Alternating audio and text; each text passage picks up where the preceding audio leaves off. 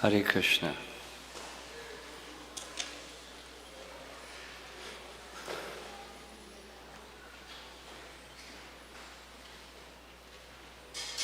You're a drummer? No, this boy. He's...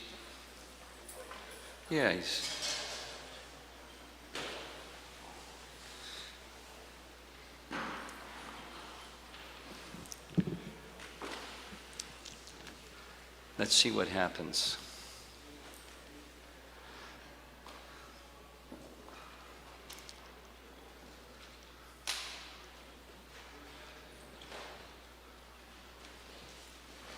Okay. I think slowly people will drift in, but we don't have a lot of time. So even before they drift in, we're going to begin.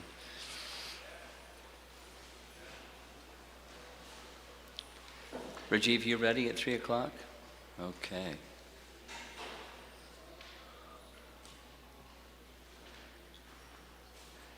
So, how many, including you ladies sitting in the bench, how many completed 32 rounds?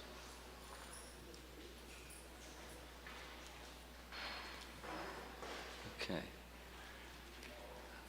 How many completed more than 32 rounds? Wow. Fantastic. I won't keep going. This is one of the nicest parts of, there's so many nice parts. First I want to compliment the devotees that prepared something. The drama and the bhajans and Nityapriya, all that orchestration, the singing. I was upstairs watching from the balcony. Govinda Madhava song. Very, very nice. Very, very beautiful. Jai Jagannath's not here, but fantastic kirtan. Should have gone longer. We'll figure out how to do it longer next time. Very special. So thank you all for the part that you played. What to speak of the kitchen folks who aren't even here.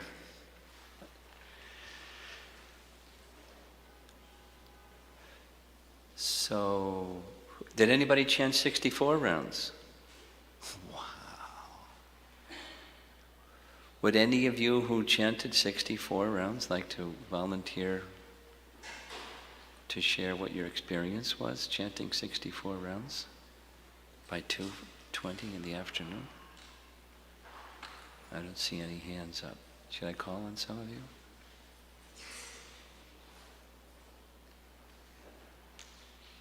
Krishna Swarup, you want to speak something? What was your experience and what helped you the most? Those kinds of things.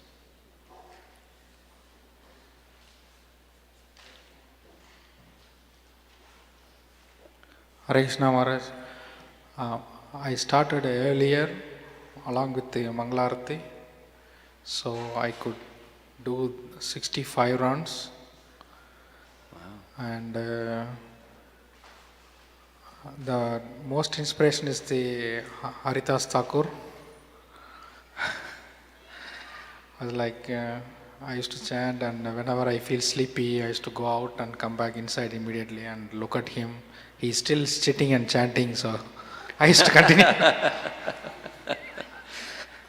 So I used to continue like that. Thank you, Maharaj, for your great inspiration. Okay. Any other men chanted 64 or more? Yes? Would you like to share?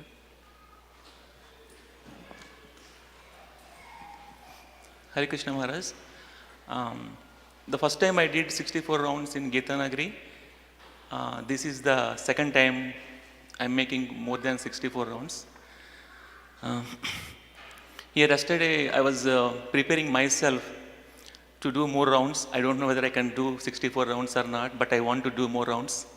So before going to bed, I pray to Kishori that I need to have a good sleep so that I can prepare better for myself.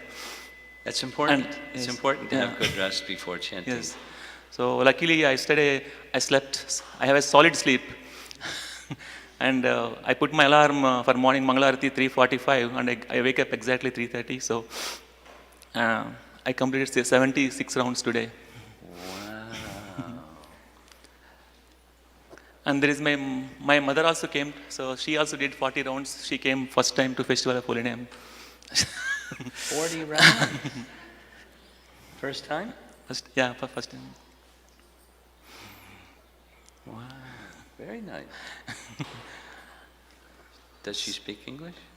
What Maharaj? She speaks English or no? No Maharaj. No English. No English. She felt very happy, so she didn't do more than 16 rounds. This is the first time We could she also ask her did to it. share what her experience was. Yes. We won't even understand. At least some of us won't. Yeah. Hare Krishna. She looks happy. Like Krishna Sarup Prabhu said, the divine presence of Haridas Thakur and Tulsi Maharani. So it gave a lot of inspiration today for to do further chanting. Thank you, Maharaj. Thank you. Okay, from the ladies' side, any volunteers? Come on. Anyone, whether you chanted 2 rounds or 880 rounds? Thank you. Hare Krishna Maharaj, I got up early and I wasn't sure if I'll be able to chant or not. I was very distracted in the first set of 16 rounds. Then later after the class, it was very inspiring, that exercise you did, like finding out the incompleteness, the feelings of incompleteness. That was your And- meditation? Yes, Maharaj. And also, What was the experience with that meditation? with that experience, like I was kind of then trying to relate to yesterday's prayers of Lord Brahma, like humility, like I'm dependent, and I was praying to Lord Nityananda to, sorry, I was praying to Lord Nityananda to actually allow me to chant from the heart.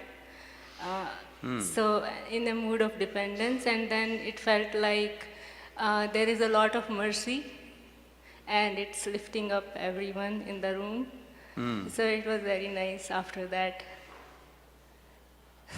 Thank you so much, Ma'am. How many did you complete? 64. 64. So, Phew.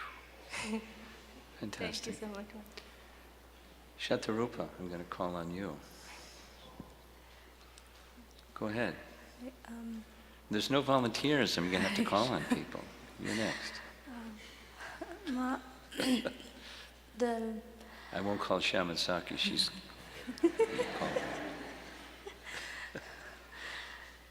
The whole weekend was very, like, there are so many different messages that was helping me throughout the chanting, along with Haridas Thakur being present here, because we just heard Harinam Chintamani in our morning classes, Yeah. and it made an impact more when Haridas Thakur was here, and He's so a that powerful was- personality, huh? and right next to Prabhupada, so it was very nice. And the messages that you spoke, Maharaj, this morning about the incompleteness, that is something I have been struggling with a long time. Could you, same question, could you describe how that helped you? Experience. What was the The, experience? the experience was more like, the process is very simple, it's just chanting and hearing. Somehow I felt like my attention goes everywhere else except for this primary process. And like yesterday's, like Kasuri Manjari Mata shared, Lord Brahma's prayers as well as the bhajans that Badahari Prabhu did in Seattle. I did not hear, but I heard from Shri Rupa, like the experience, and we both discussed for the bhajans. And so the whole session, one by one, everything actually carried me throughout. So I'm very grateful. Well, specifically, those prayers were selected by Badahari because they address the theme, or they speak the theme of humility. Did that touch you?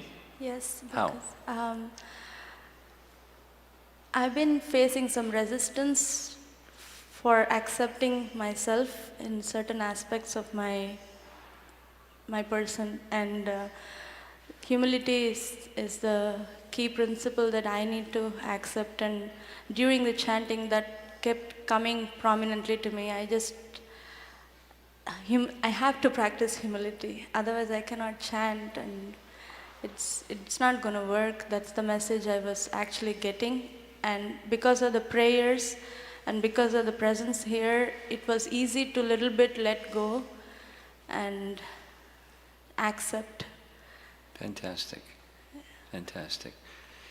Fits in exactly with the completeness thing also, that the sense of incompleteness as we take shelter elsewhere and we can't deal with who we really are because there's avoidance and non-acceptance and other acceptance, and we're stuck and keeps going around and anything other than reality. And it's a sense of incompleteness. And so humility breaks the barrier. Something that I said this morning, I didn't see you two here. You two team up with singing bhajans, so I have a request going into the future. Express something about the bhajan, which means, get out of the comfort zone of being shy and speak something from your heart about what the message of the bhajan is. Right, Sri Rupa? Say yes, Maharaj. Thank you very much. Because, the person who you take so much inspiration from his bhajan singing, just hear what he says. It's really easy. And then, but don't be a parrot, let it enter. And then from your own voice, touching your heart, you say. It'll be nice. You'll get more, and then you can give more too.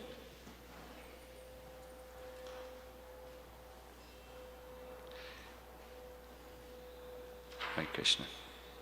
Srinidhi. Hare Krishna, Maharaj.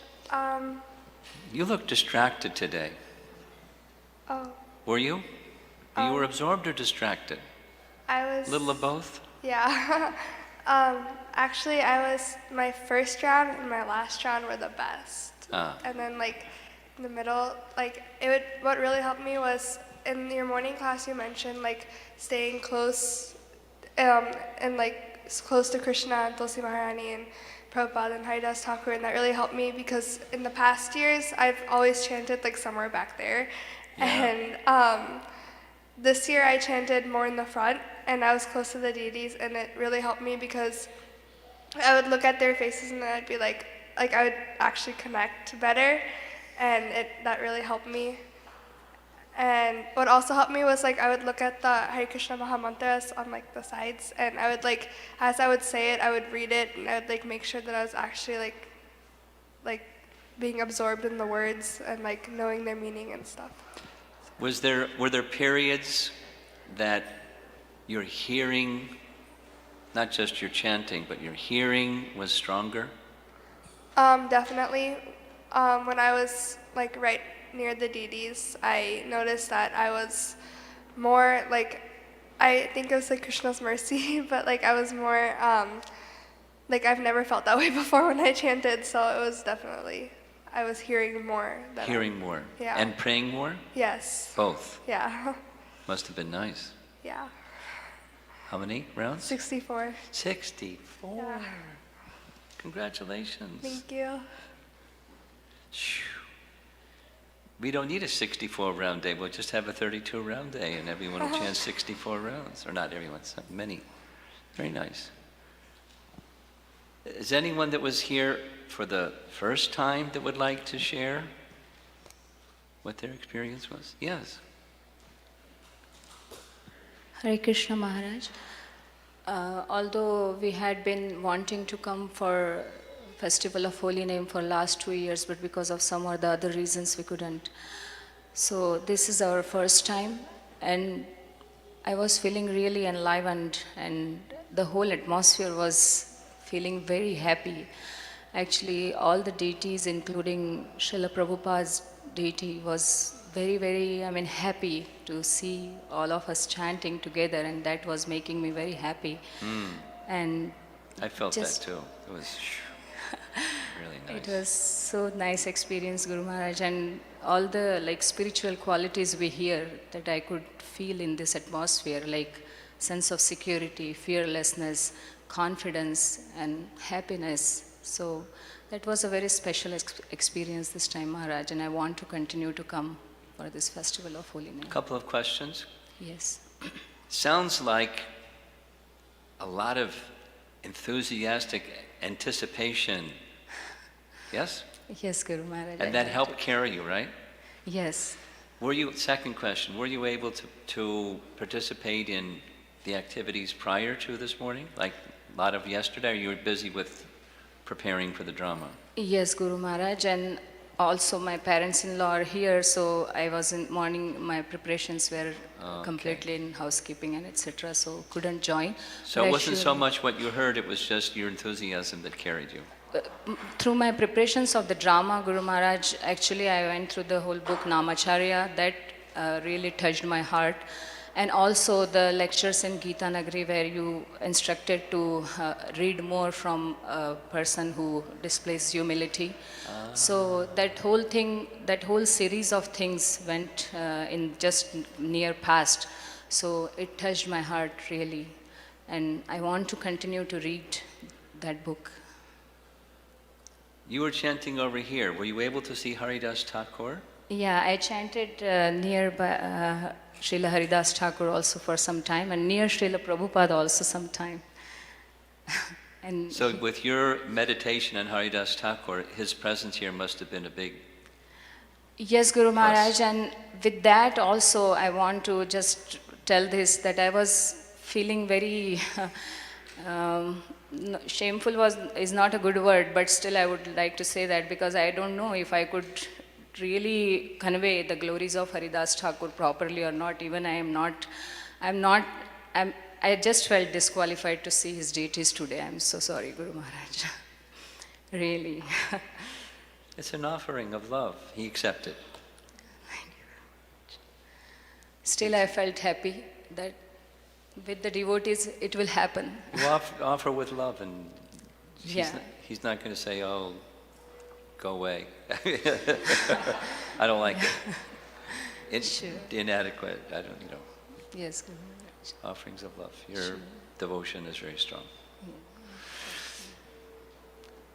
Thank you, Guru Maharaj. Anyone else first time would like to volunteer? Here. Oh, look at this, over here.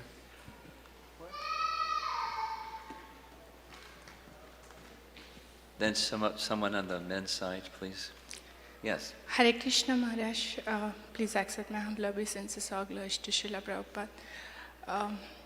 Maharaj, this whole atmosphere, it's like, I don't know exactly the words to describe, especially the bhajans Shatrupa Mataji and Shri Rupa Mataji sang yesterday.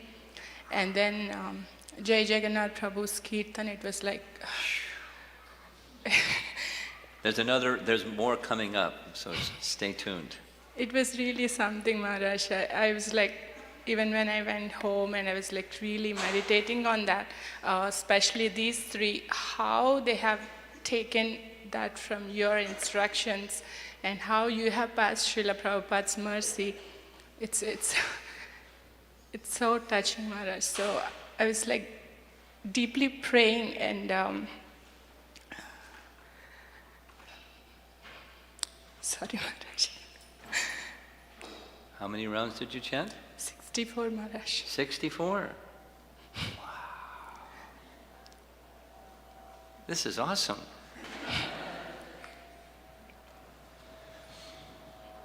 Would you like to share something, Mataji, in your native tongue?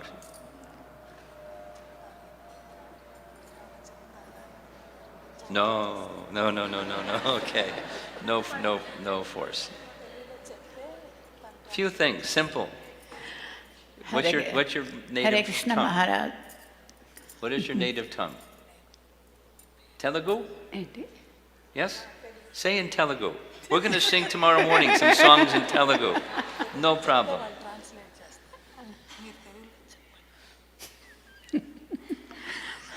నేను ఎప్పుడూ మాట్లాడలేదండి. నేను చాలా హ్యాపీగా feel అవుతున్నాను. బాబు ద్వారా మాకు అన్నీ తెలిసినవి. అప్పటి నుంచి లాస్ట్ ఇయర్ వచ్చినప్పుడు బాబు మొత్తం అంతా మాకు చెప్పాడు. తర్వాత ఎప్పుడు ఫోన్లో కూడా భగవద్గీత గురించి, భాగవతం క్లాస్ గురించి ఫోన్లో చెప్తూ ఉంటాడు. వాళ్ళ ఫాదరు నేను కూడా చాలా హ్యాపీగా ఫీల్ అవుతున్నాం. మా బాబు మాకు చెప్తున్నాడు అని సంతోషం ఎక్కువ. తర్వాత నెక్స్ట్ మా కుటుంబంలో అందరి చేత కూడా చాంటింగ్ చేయించున్నాడు తను. అందరూ రోజు 1 దండ 2 దండలు చేస్తున్నారు. నేను మొన్నటి వరకు రోజు 5 దండలు చేసేదాన్ని. ఇప్పుడు మొన్న పిక్నిక్ వచ్చిన కాడి నుంచి 16 దండలు చేస్తున్నానండి. నా మనసుకి చాలా సంతోషంగా ఉంది ఇలా రావడం, మీ భక్తులందరినీ కలుసుకోవడం, మీతో మాట్లాడడం మరీ ముఖ్యమైన విషయం కదా. ఇంతకంటే ఎక్కువ చెప్పలేను నేను. I don't know what she said, but I bet it was nice. Maharaj, I will just touch upon 1 or 2 points. Yeah, main thing Mataji was mentioning, she actually got this chanting through her son, and she's so happy for that, and he's making so many of their family members to chant, and they're feeling so happy for it. It's infectious.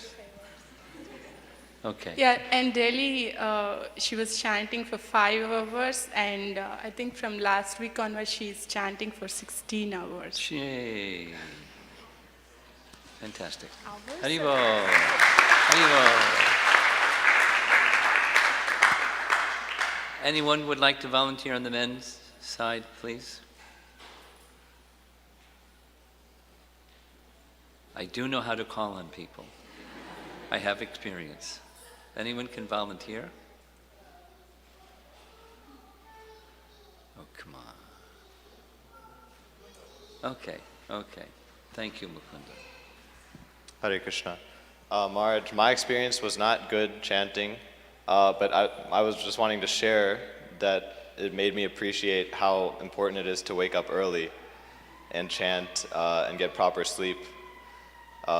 I didn't do that last night, but so I mean I was here and I chanted most of my rounds here, and But it was a struggle? it was a struggle, but it made me appreciate, because of that negative, what it's the positive, what can be when you prepare properly. Any of the brahmacharis here distributed books last night at the concert? Anyone here? You did. It was Harinam. Harinam and book distribution? Some book distribution, but the party? What? Huh? What was that last What time did you get back last night? About midnight? No. Like 6 o'clock or something like that. 6 in the evening? Yeah. No, the Harinam at the concert. Yeah, we went in the afternoon. You went in the afternoon. Yeah. So that party that went downtown to the Grateful Dead concert? I thought it's at night. Yesterday? Yeah. Oh, there's the hangout scene ahead of time. Yeah, Okay. there was, like, a lot of I people. forgot what it's like. It was really a powerful experience. It was like one of the most receptive kirtans I've been in, Harinams. Receptive from their side? From their side, because What was the reception like? Because there's a lot of like older people who have been like kind of hippies Older generation for a guys. while. Yeah. So a lot of people knew about the Hare Krishnas from back in the day. And they were really happy. Yeah, You guys are still around. Right? Yeah. They were it was saying? almost like a reuniting with them, like from the past. But like, I wasn't there. The baby but- boomers got happy with kirtan. Yeah? It was really powerful. Okay. How many of you all went on Harinam to the concert area? How many were there? It's about 10, maybe. 10. 10 people. Nice. So it wasn't super big, but it was really nice. That's okay. Then some brahmacharis went out again later distribute books during the concert or no? You don't know? I remember, I think some devotees stayed back to distribute more books. Okay. Yeah. Like Acharya Nishta and a few others. Yeah. So what was your experience chanting here? Here? Yeah. Well, actually, for me, I went and stood up, but right in front of Gaura Nitai, and I chanted like, I think it was like 24 rounds straight, standing right in the same spot, right in front of Gaura Nitai. I was getting really absorbed in the forms of them dancing, because I've been going on Harinam, walking Harinam like the last week, like 3 times. So going out and dancing out on the streets, and then I was getting really absorbed in their forms, like so inspired. That was a warm-up for this. Or this is a warm-up for more Harinam or something. Yeah, both. So that was probably... What the were you most feeling fun. in addition to feeling absorbed or being absorbed? What were you feeling? What was the experience? Happy? Yeah. Peaceful? Inspired? Inspired, yeah, and like excited, like Excited? my legs started like shaking. I wanted to Wow. like go out and do more Harinam. More Harinam, look at that. Not so much peaceful, more like a lot of energy. Our temple brahmacharis love Harinam Sankirtan. They love Harinam Sankirtan. He's a lover. It's true. Fall in love with Harinam. Haribol. Anyone else would care to volunteer?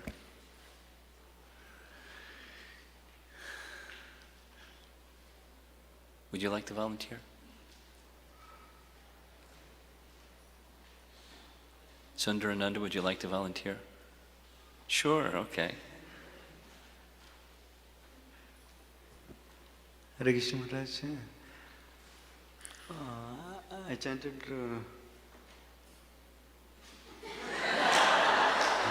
I chanted only around 44 rounds today. 44? Yes. Okay. One change from last time when I made is instead of trying to have the fruitiness more, I always want goals. So I tried to not aim at a number this time. So this time I just prayed to Kishori that and Gaura Nitai that please make me chant whatever number of rounds is good for me. And then I chanted without forcing myself to go at a certain pace. What was the experience like? There's goals, and then this other, whatever is good for me. What was the difference of experience? You understand the question? Yes, Maharaj. Okay. But yeah, this time it was more peaceful. So I'm not hurried or rushed to get to a number. This felt more relaxed, and also like I was anticipating that Krishna is taking care, so I don't need to do much effort. So you were in a receiving mode rather than a doing mode? Yeah. Yes? Yes, Maharaj, this time, yeah. Usually not the case, but this time only. Yeah. So it felt peaceful? Yes, Maharaj, it was very peaceful. Yeah. Are you standing right next to him, feeling peaceful and blissful and enlivened? No, not so much, Maharaj. Thank you, Maharaj. Okay, anyone from our TSI group would like to volunteer? I do know how to call on people, I'll remind you. Would you like to speak? Yes, thank you. I actually completed 29, but I felt like the first about 10 were a good experience. I didn't get a great sleep, so I was falling asleep in the middle, which could have been improved, but I felt like the first 10 were good because they were very concentrated, and the last couple were okay. But I came to appreciate what focused chanting could do, because when you're very focused into chanting, it brings you to a different, I guess, a different level of focus into the holy name, which you don't come to appreciate much after you chant not very quality rounds for a long time. So once you get into quality rounds, then it's easier to focus on the holy name, even in kirtan. Was there something about you or the circumstance or whatever that made the first 10 so positive? Not necessarily. It was just that it was the first 10 and I kind of had a rush then. Okay. But I definitely felt like it's important to focus a lot more on chanting from this retreat, because it could help you in kirtan a lot. Especially yesterday in the Jai Jagannath Prabhu's kirtan, everyone was very focused on the holy name. Really focused. And that it just made the environment very supercharged. So, I mean, it's very important to focus on the quality of your rounds, so that way, I guess your day just goes a lot better when you have very quality rounds. Okay. Is there a plan for this evening's kirtan? Is it planned out? Is it, or just like, yes? Is there a plan? Yes? Could I hear the plan? Sure. I've just, get us prepared and like warmed up and. So basically 4 people will be singing, starting at 6. Okay. First, should I say the names as well, Maharaj? Okay. Okay. Shruti will begin first, then Mukunda will take, and then Neil Madhav from there will take it. Okay. Those that, I hope Jagannath is going to come and be, even may he not have the microphone, but he's so electric when he's participating in kirtan. He loves it so much. Somehow get him to come. Somehow. Mukunda, you pull his chain and get him to come.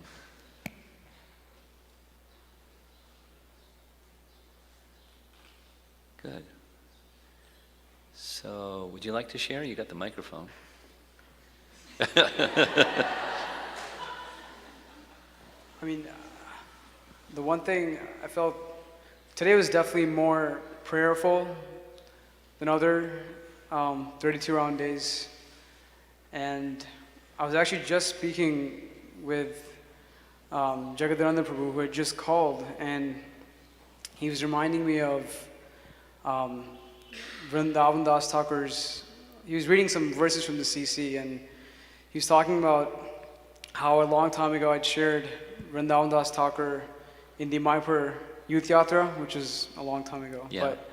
But, and today, during this 32 round day, I wasn't necessarily focusing on Vrindavan Das Thakur, but I was thinking of the Mayapur mood.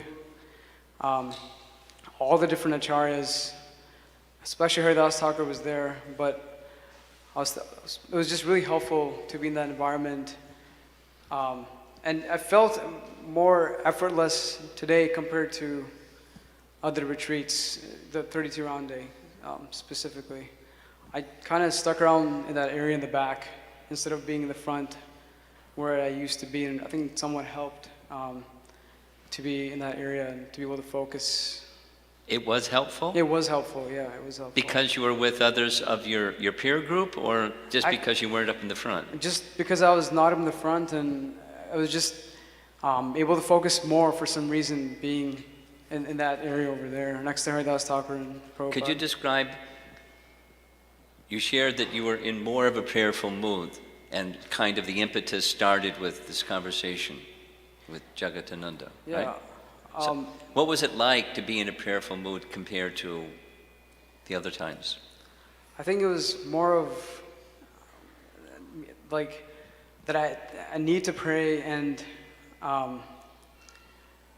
the prayer was more of that. Please just let me focus at least today, if not for the rest of my life, on the holy name. And I remember in the last few retreats we did some tactics that we would put the bead bag next to our heart and focus more on the listening part. So I was praying to the acharyas that just let me listen today and not get distracted with just whatever's going on in my life. Just focus on this moment.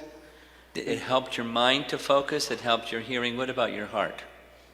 My heart was, I don't know much about the heart. It just... Yes, you do. I was a little nervous for some reason, but I think the heart felt more focused as well compared to other... Part of the reason for asking specifically is Sachinandan Swami has this, one of his many different, paradigms of how to effectively chant is the various levels of consciousness, and the key to enter into the realm of Radha and Krishna is through the heart, and they have the key on the other side. So he calls it alignment. That sits properly, the sitting posture, the mind, the intelligence directing the mind, including in a prayerful mood, and then the heart. So it's like, and when there's an alignment, then Radha and Krishna open the door, and one feels closer, like a personal connection. Yeah, I felt, I guess, when you described that, I did feel more connected to the acharyas that I was meditating on. Instead of being a forced meditation, it felt that it felt like a relationship to some extent. Good, exactly.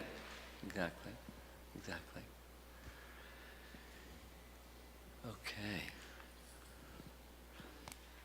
One or two others. Anyone up in the men's side? Okay, fine.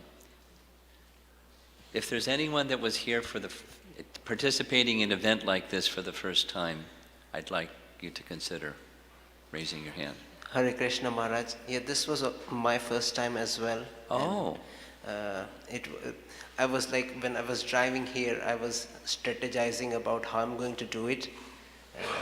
For somebody who does not finish 16 rounds, going for 32 is a challenge. So I was thinking, okay, half of it I'm going to do walking, half of it I'm going to do sitting and things like that. You had it planned out. Yeah. But actually, I'm thankful to Ankit also, because he got the word that helped me put together, and the word was effortless. I felt that, and I was not able to point out one thing, and that is what actually he did. So in that sense, it really was effortless for me today, and it was beautiful. It was not as difficult as I thought it could be.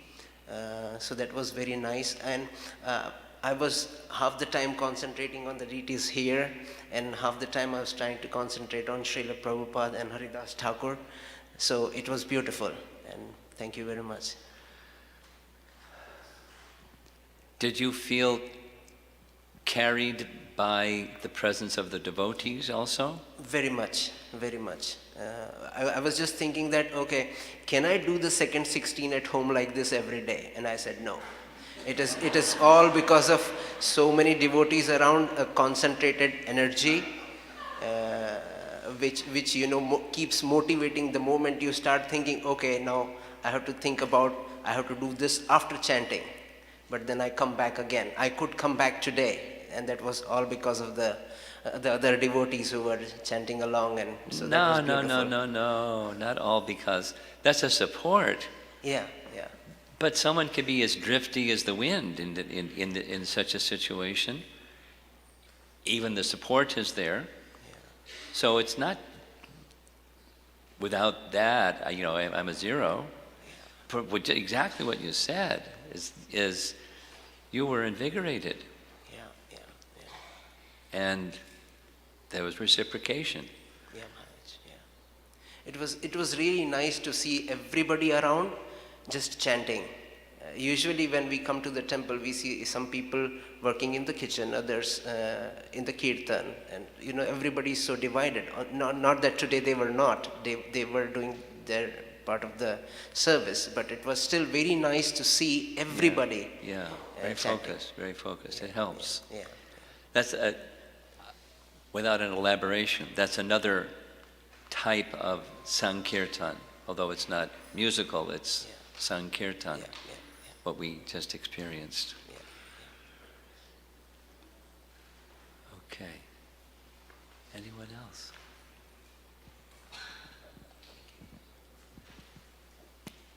On the ladies' side, and will be our last one, because of time. So, Hare Krishna Maharaj. Rajiv, get ready because you're next. Okay. Hare Krishna. Hare Krishna. I'm very grateful for this event year after year, although I couldn't make it yesterday, but I can see... You missed a good one. I can see how it establishes a samskara, Yeah. almost like a samskara, and I can see in my family year after year how we are preparing for the 32-round day and so on. Your morning class today was very helpful to me personally. The questions kind of gave me Springboard. an inward look into myself as to what is that I'm feeling incomplete in my life and where to really call out from. So that was very helpful to make that connection with myself while chanting. So I went through these almost like a roller coaster ride where I was feeling incomplete about this, and I would call out, either my mind would propose things or it was the environment which was bringing up things, and I would start feeling... Were there moments through all of that roller coaster, were there moments of feeling connected and in that connection feeling completeness? Yes, there was. There was, it would come up and then I would stay with it and it would subside with the calling out. But I kept going through this roller coaster ride till the end. And in a way I could, the thing that I'm taking in is it's a journey in terms of... Did you become prayerful at some point? Where Yes, all that was like, whoa, roller coaster. And yes, I did. And it subsided with the prayerful mood. It did subside. So that was part of my experience. Okay. Well, once again, there were more people here now than when we began. Thank you all for, it was really, really, really nice. Just observing, same as others have said, so many devotees just focused on chanting, and some distraction, but focused on chanting. Really, really, really wonderful. And the efforts made by others to help us become focused in this prayerful and humble mood. A little introduction to what's about to happen. I invited, there's a group of devotees based in Houston and a few other places. Gopinath couldn't come because it's the 4th of July and they're doing their Rath Yatra in Washington, D.C. today with the Independence Day. So some couldn't be here, some came by invitation. the Sangha Initiative, parentheses TSI, is a group of devotees who are largely, not entirely, but largely from devotee families and younger generation devotees who want to strengthen their association and strengthen association of other young devotees in ISKCON all across the country. They're very active in promoting that Sangha, and I really appreciate the work that they're doing, so I invited them to come and take a day. So that didn't work the way that we had initially planned it for different reasons. So from now on, it's their show. Sangha Initiative Group, and we'll start with Rajiv. Take it away, Rajiv. Srila Prabhupada ki jai. You want this or portable?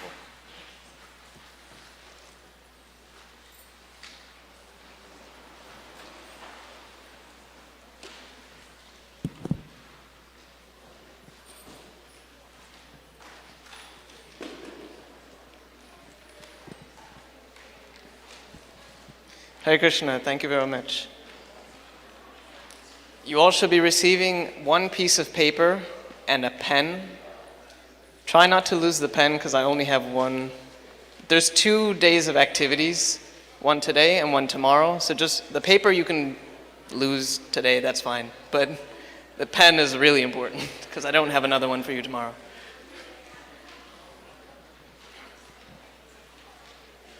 As Maharaj had introduced, the TSI is a group of devotees from different parts of the country here in the US. And what I've tried to do is take the essence of what we do at a lot of our yearly retreats for TSI and condense it into a 1-hour exercise and 1 hour tomorrow as well. There's a lot of things to go through. And honestly, today is going to be going through a number of things which may be a little difficult just normally talking about it. And that actually is something that I'm interested in, just trying to get to the sense of, can we develop relationships with each other? Because my focus for the past year has been mostly in regards to fundamentals. So what are the basic fundamentals that we as devotees need to be able to do and to have in order to better improve our relationships with each other, improve our relationships with our respective Guru Maharajas, and with the Supreme Personality of Godhead Himself. These relationships are all very, very important. And so what we're going to be talking about today is actually something which you may feel uncomfortable about, and that's completely fine. I'm not going to be reading your mind. I'm just going to be talking about examples and ideas and thoughts that will help you guys, all of you all, go a little bit deeper into what you all know. And it kind of is the basic underpinning or the base to be able to have a lot more gratitude in everybody's lives today. So this is this basic first level. Today's the first level. And then tomorrow we'll be doing a lot more of idea generation because we'll be using a lot of the knowledge within this group of varied devotees from all over the place to go through one more exercise tomorrow. So, I would like to ask, in general, just as we're finishing passing out everything, that because of the nature of the activity and the kinds of things that you might be sharing with people next to each other, just try to be respectful and keep things confidential as they may seem appropriate, just because these are relatively intimate things that we'll be sharing with each other. So, does everybody have a piece of paper? And does everybody have a pen?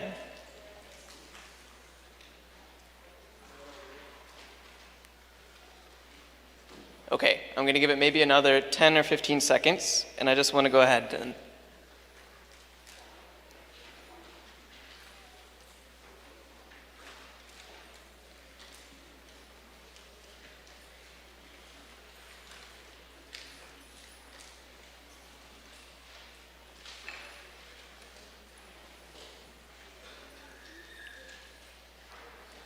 Could I also have a runner with the microphone?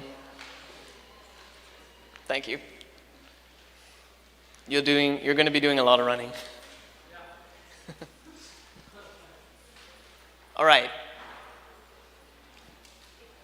Are there any leftovers from the guy's side of the papers, the handouts?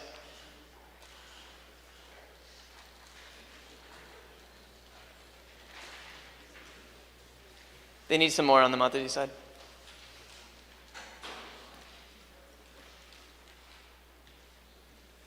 Okay, so what I want to do is get started with an interactive discussion. And the idea behind both of these sessions is to be extremely interactive. There's no presentation. I'm not going to be doing any sort of amazing slideshow or anything behind the scenes. Really, a lot of the work is you guys talking with each other and you guys discussing with me and with each other. Okay? So, what I wanted to do was start a discussion right now. And I want to ask you guys,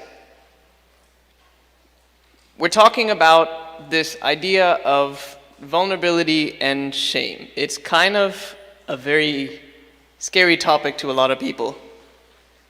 And I want to explore this specifically within the context of devotional service. Because there is a lot of times when we have this sense of shame come up. And I really want to explore just how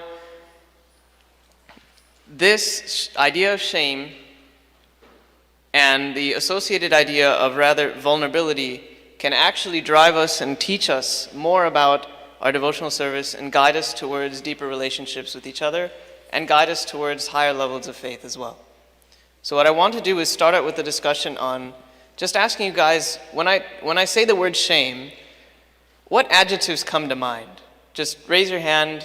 If we get to you with a microphone, that's great. Just what adjectives come to mind when I say the word shame? Fear, okay. Guilt. Nervous. Anybody over here? Yeah.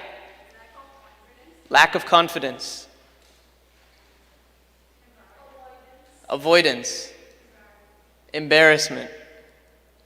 So you see, none of those are positive adjectives. Literally zero. In fact, if you look at also just academic research behind shame, there are 0 positively correlated outcomes of having shame.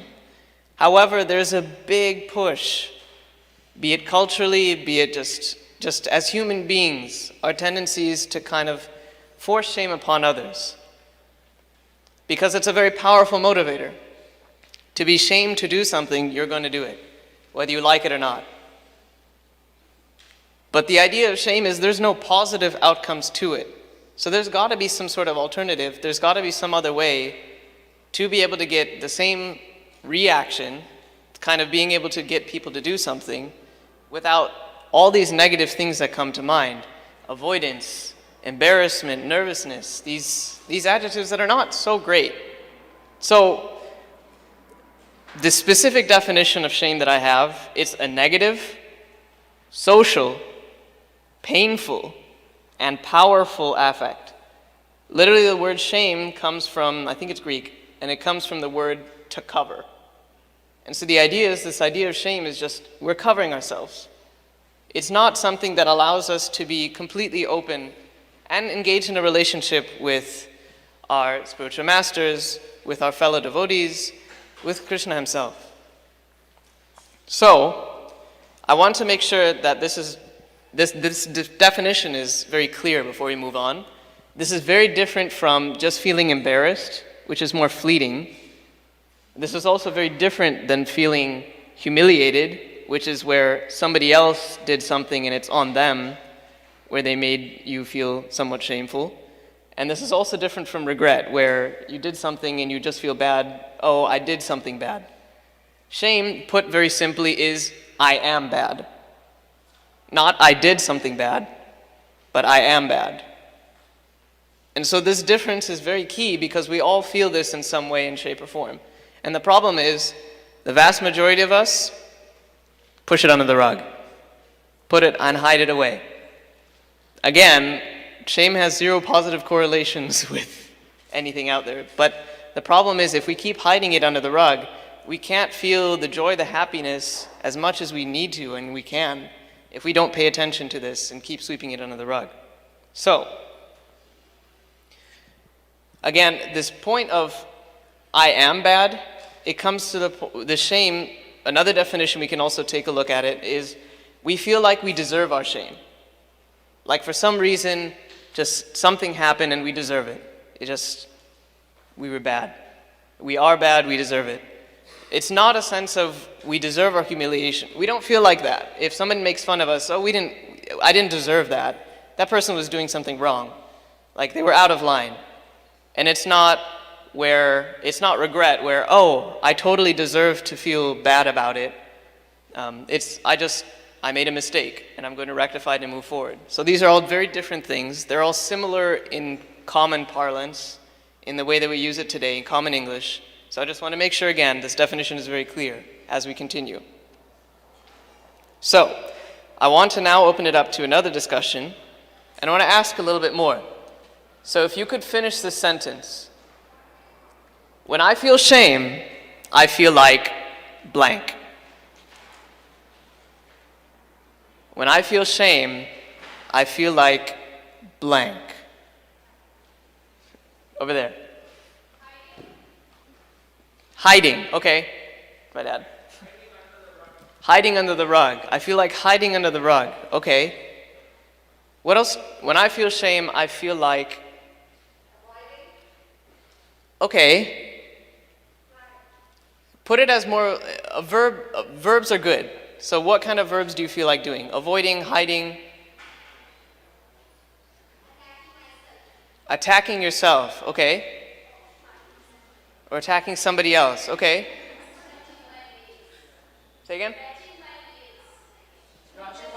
Scratching my nails. I'm not sure where that comes. Okay, can you explain? Oh, got it, okay.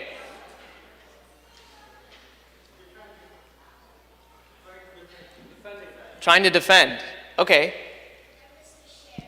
Nervous to share. So these are really powerful things, what we feel, is when we have this sense of shame. We all have felt it.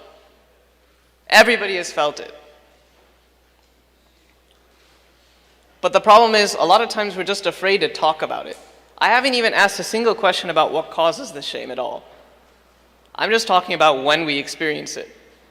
And you can see just how powerful emotions come up. Just, we're afraid, we're hiding, we are scratching the floor, we are running away. These things aren't things that really will drive us to great devotion, great happiness, this chant and be happy. We can't do it if we're covering ourselves.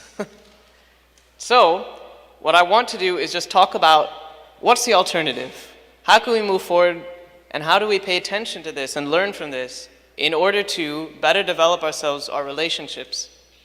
So, a lot of places who have this unconscious or purposeful sense of shaming others tend to result in disengagement, or they may blame each other, or there may be a lot of gossip, or there's just stagnation. There's not moving forward.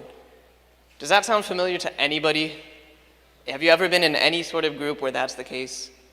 May or may not be the temple, may be somewhere else. But in those cases, you can be sure that something along these lines is that there's a lot of senses of shame coming in. But the point is to pay attention to it and just recognize it. There is actually a research article that the University of Texas had done, and they were saying that in not talking about a traumatic experience can actually be more harmful than the actual experience itself. So in this sense of sweeping things under the rug or hiding it or covering ourselves can actually be worse than the actual event. So if something was embarrassing or caused some sort of shame, not talking about it is actually worse than just talking about it. Hey, I felt it, I'm learning from it and moving forward.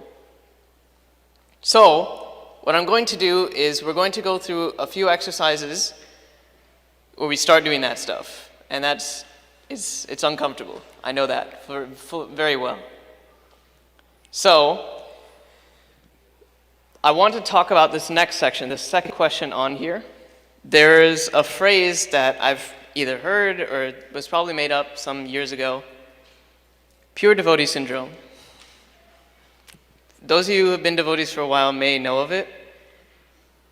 Those of you who haven't, let me quickly explain. So this is specifically shows up in a lot of devotees who take up devotional service for the first time. And they're super gung-ho about it, which is great. But then they also take to attacking others like, hey, why aren't you chanting 16 rounds even though you've never chanted a round in your life? Immediately, like right now. Why aren't you completely vegetarian right now, like this second, just like I am? Why aren't you making sure that you aren't following the 4 regulative principles like I am right now today? Without a sense of understanding where that person is, where they're going, what stage they're at, and understanding the real reasons behind following those. So, I want you to turn to the person next to you, talk a little bit about what you think or what instances you've seen this idea of pure devotee syndrome come into play, and how you might address it, or where do you think that might be coming from. So turn to your neighbor, talk about it for a minute or two. Sorry. Think about it for yourself for a minute, then turn to your neighbor and talk about it, and then we'll share with each other. So it's a think, pair, and then share. So think about it for yourselves, then pair with each other, and then share.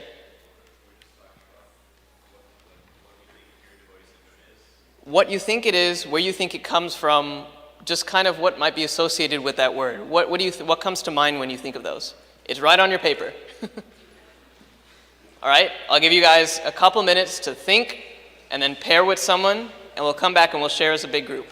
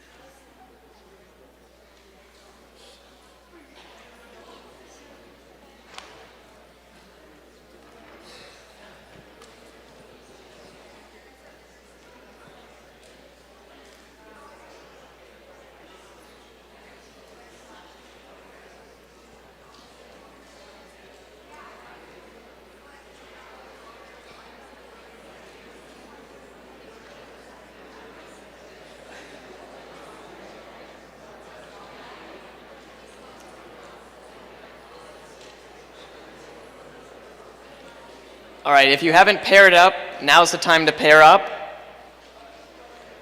Introduce yourselves if you don't know the person you're sitting next to.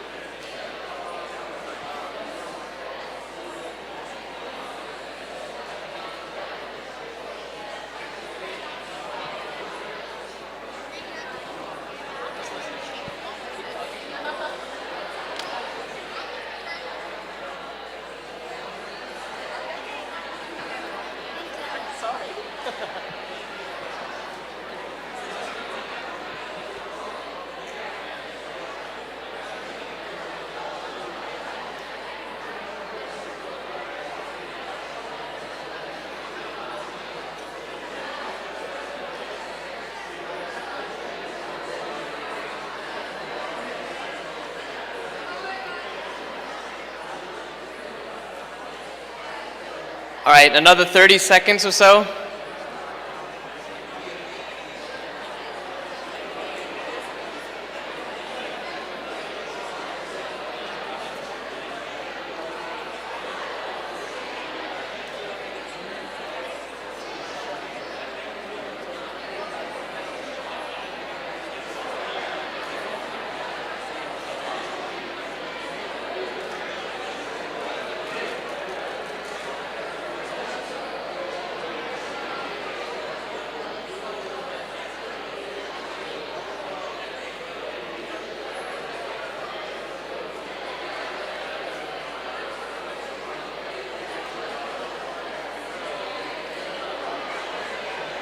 All right. So, I'm glad that everybody's having a lot of discussions. What we're going to be doing is we're now going to take some volunteers from your different groups. Don't worry, people will settle down. All right, so I need a runner. You can stand up at least. Thank you, Vivek. All right, any groups that would like to share? What was your discussion like? Right over here.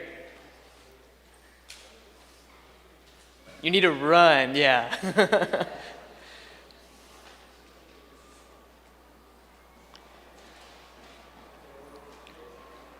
Make sure it has green. Turn it on. Yep, there you go. Okay. Basically, fault finding can be part of the pure devotee syndrome, and this can come from a sense of pride or possibly thinking that deep inside, thinking we could be doing something better. So we're actually overlooking our own faults and finding fault with others. Sure. Okay, thank you. Any others? Other groups, what you guys talk about back there? Srinath Prabhu had a really good point that when a devotee is not trained properly, he will think that he's the center of everything, and therefore he'll see people that are not revolving around him and ask them, why are you not doing this or why are you not doing that? Sure, thank you. The line is like, we tend to react if we are conditioned enough, so we will be reacting. So under guidance, proper guidance, we learn how to respond. So I can react to anything. Sure. But it takes a heck lot of efforts of other devotees to train us in, responding the issues. Thank you. Anybody from this side of the room?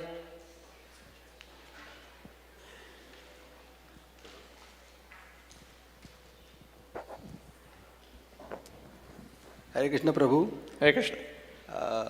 Mainly people who have come into Krishna consciousness within 2-3 years, they develop a sort of feeling that they are pure devotees and they know everything. They must practice all the rules and regulations very perfectly without keeping mind on time, place and circumstance.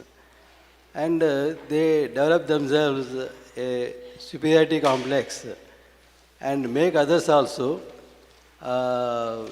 struggle themselves in following the instructions which this man proposed to preach. This is really, these people are really in pure devotee syndrome, and it is a problem for the others who is about to hear from them. And the others also try to practice in the same manner and they fall down, and sometimes they will get away from the Krishna consciousness because of the immature activities of the pure devotee syndrome people. That's what I feel. Sure, definitely. There are negative consequences to something like this. Thank you. Anybody on Mataji's side over here? I want to have 1 or 2 groups, please. I had something to say as well. Oh, go ahead, Vivek. I think pure devotee syndrome comes from narrow-mindedness, and Ankit and I were talking. It also comes from fanaticism. And it could be a phase that comes very early on in Krishna consciousness and then goes away really quickly. But those are 2 very strong words, narrow-mindedness and fanaticism. Do you mind explaining what you guys meant behind both of those? Well, I thought, okay, narrow-mindedness could mean that you're very stuck in the mode of the perfect picture of Krishna consciousness and seeing that it may be easy in your point of view, while another person's situation might be harder in their world and might be harder for them to, let's say, follow this one principle or do 16 rounds or do this Krishna conscious activity that may be hard on them in their situation. So being less fanatic or being less narrow-minded and seeing things in a more open view could allow you to see in their point of view how it's harder for them, and in time they can maybe achieve that feat. So what I'm understanding that is you're considering both narrow-mindedness and fanaticism, really not considering the other person's situation. Yes. Okay. Thank you. Okay. Any of the Matajis or groups over there? I would like to have a lot of people sharing. This is a highly interactive exercise. Mataji, over here.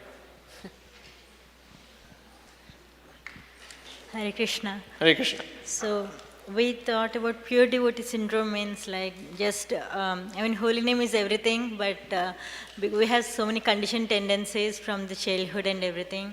So it takes time to get purified, and we have to, it's not that just by chanting everything will be all right and you'll go back to Krishna right away like that. And you should not force others also to be in that platform of chant all the time. And one more thing is expecting children to become pure devotees, even though they are not even chanting one round. So, and that's pure devotee syndrome. One thing that we came up with is how to avoid this is like following the instructions seriously, step by step, and it will lead us to that stage. And yeah. Okay. Thank you. Another group, I saw someone back there.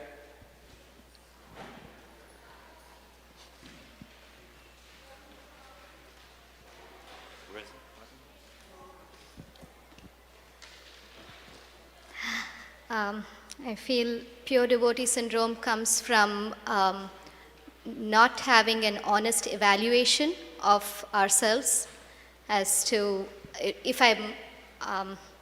let's say, if I'm talking about I have pure devotee syndrome, it means, to me it means that I am not honestly evaluating myself where I am. So I have a tendency of stepping up to be like somebody else. So that was one thing that I... Sure, thank you. So, setting up unrealistic goals. Okay. Like on Ekadashi, we won't eat at all. Like I will do 64 rounds from the first day. Sure, that is something that I've definitely seen. All right, so kind of what I'm hearing from this discussion is definitely there's this idea of not paying attention to the other people that are out there. Like, what's the other person's situation? It's not being able to realize where your own situation is. It's fault finding or finding faults in someone else. It's this idea of forcing people to be at a certain level where they're just really not. Now, to be very clear, this is very different than helping someone to get to a difficult platform. That's very different.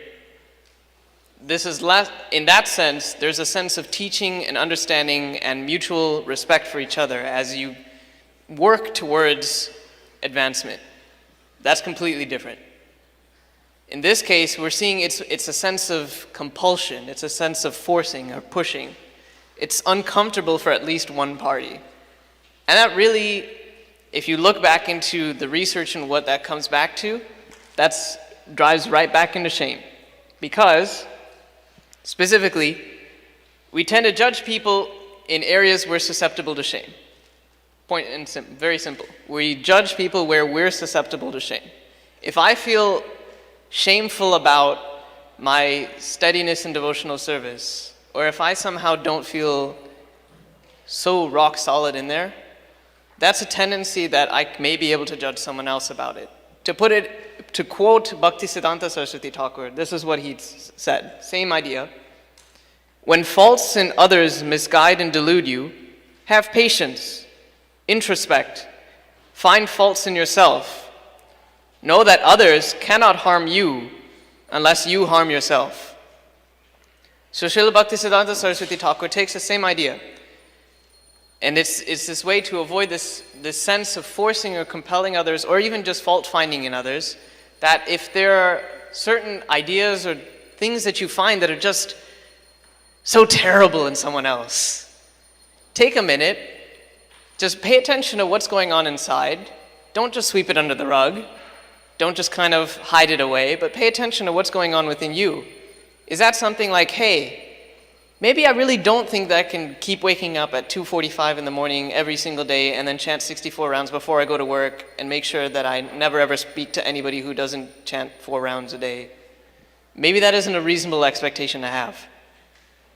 But pay attention to what's going on inside, and pay attention, like, if something is bothering you, why is it bothering you? Really, that could be just take a sense, pay attention to where that's coming from, and then learn from it. It's an opportunity for you to take stock of what's going on and then learn. Because from a sense of learning and understanding of what you need to work on as you yourself, if anything else goes on around you then, and you're completely secure in what's going on, it won't bother you. There could be senses where you want to help the other person, but it won't be coming from a sense of compulsion or forcing them or just trying to shame them or fault find with them. Again, 2 very different topics. Forcing them and helping them get to the next level. And this sense of difference is totally encapsulated within this sense of this feeling of shame. So, what I want to do is, we need to move forward from this idea of shame and kind of think about this next step. So what can we do instead, and what's a good exercise that we can do to keep thinking and keep self-reflecting? And that's the idea of vulnerability. So, in general, we cannot attach judgment to people asking help. That cannot be done. You cannot shame someone for trying to ask for help. That's shaming them, and that's getting that sense of, and that's going to result in those gossipy groups, those places where there's just zero, there's stagnation, there's no movement forward. Those ideas. We cannot attach judgment to help. We cannot also attach perfectionism to all this stuff. It's another form of shame that we can see. It's a sense of understanding where you are, accepting that, but also moving forward. So, because this perfectionism doesn't make sense, because where we try to be absolutely perfect and have zero sense of any sort of leniency anywhere, that's a place where we're susceptible to shame. This is slightly different than the idea of principles and rules and regulations, because if we have principles for ourselves, that's understandable, and that's something that we have kept for ourselves. But as we work with others and we have relationships with others, this idea needs to be that we need to make sure that we're not holding people to the exact same standards that we have immediately, or at least helping them move forward in a healthy way.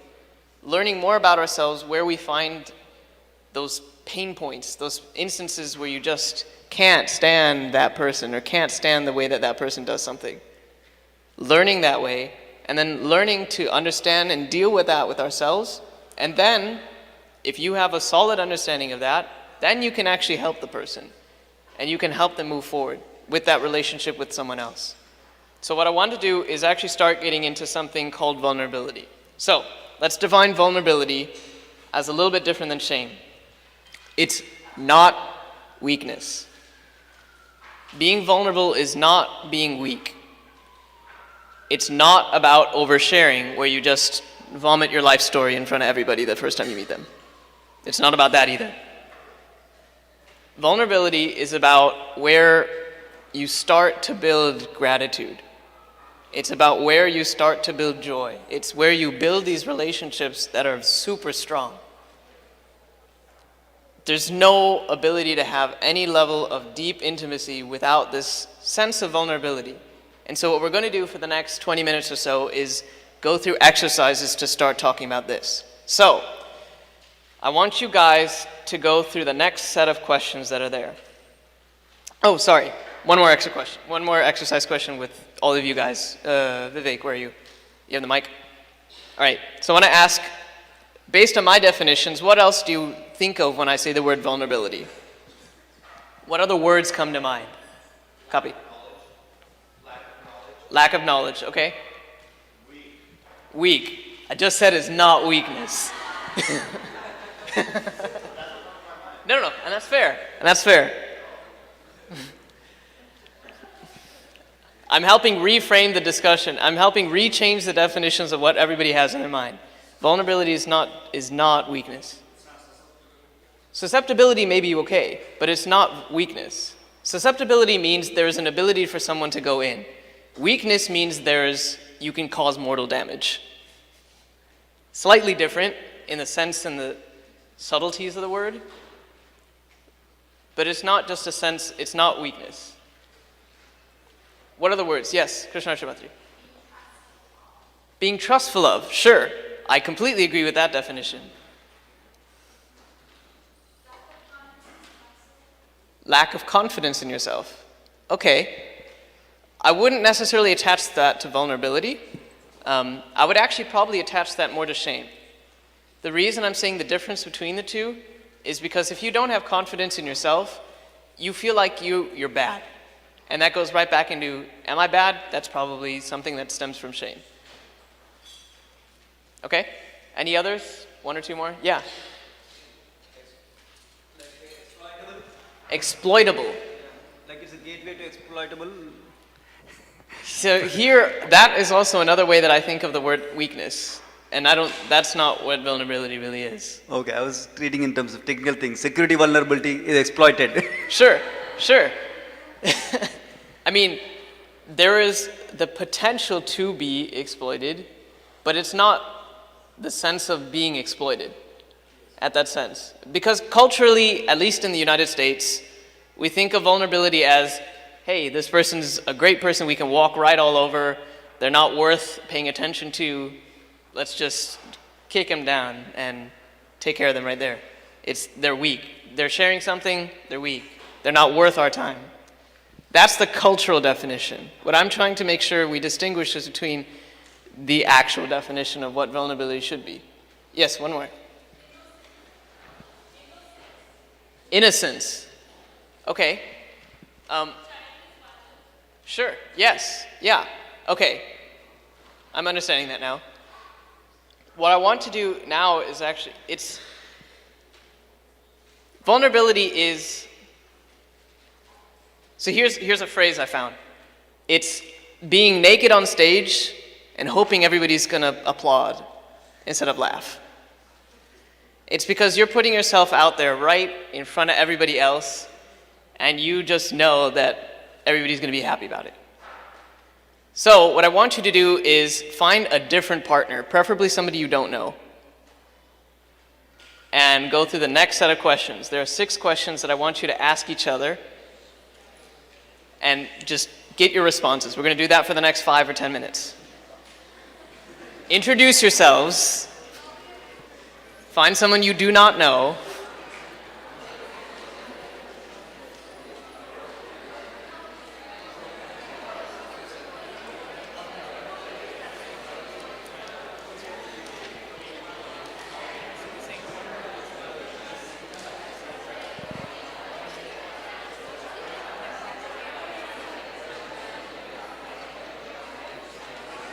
Groups of 3 are fine.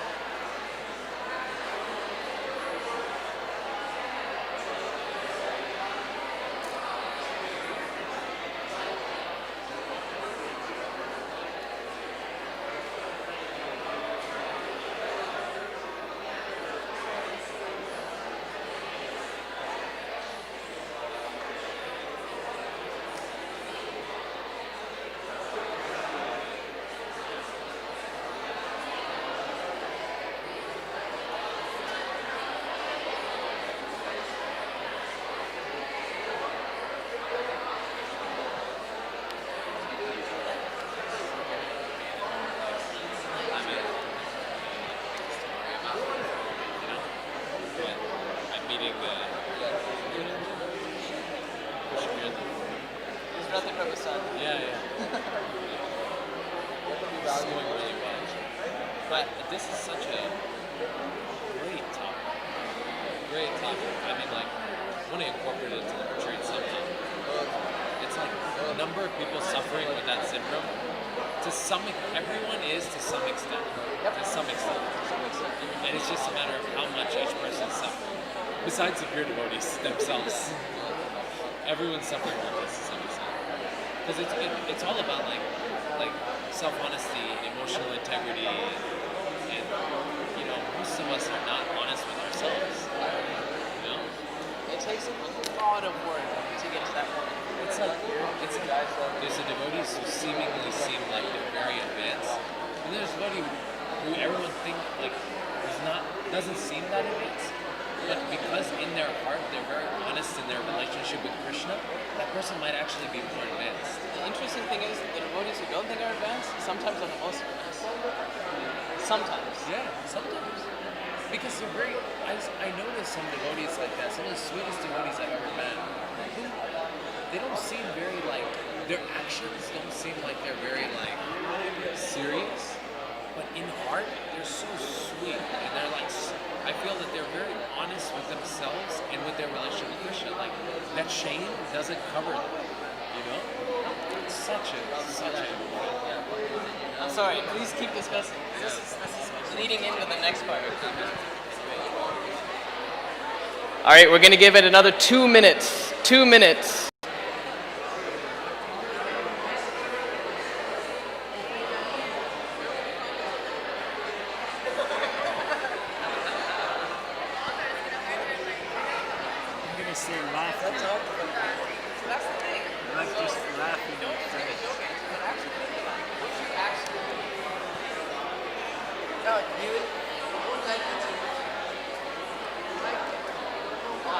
Sure. And that?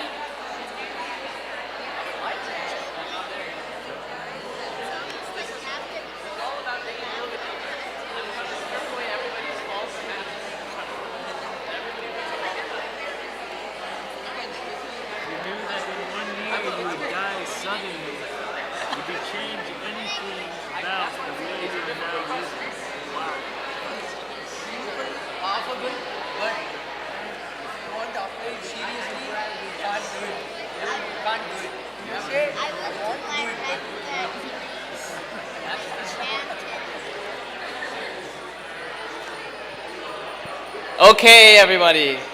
I'm sorry to cut things short, but I want to make sure that we have time for the next section.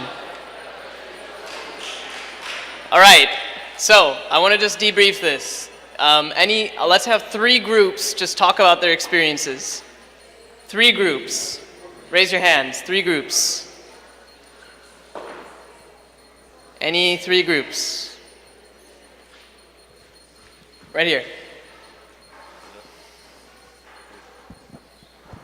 So the first question was, before making a telephone call, do you ever rehearse what you say? Yes. Right.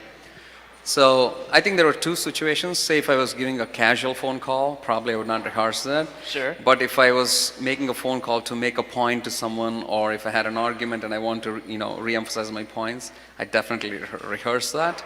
And why? I think I'm trying to get the point across to them, or I perceive that my point may not be taken from the other party, so I rehearse those situations, I think. Okay, sure. Okay. I'm more looking for just a general sense of how the exercise went, and just kind of what your reactions are from just that overall sense. Not necessarily the answers to those questions, which, I mean, thank you for sharing, but... I think overall, from a discussion perspective, I think it made me introspect a few things. Why, some things that I'm doing casually, but never thought why I'm doing. Now it made me think why I'm doing things in certain ways, I think, from an introspection perspective, yeah. Mm-hmm. Sure. Yeah. Thank you. 2 more groups. 2 more groups. Somebody over here, you guys are shy.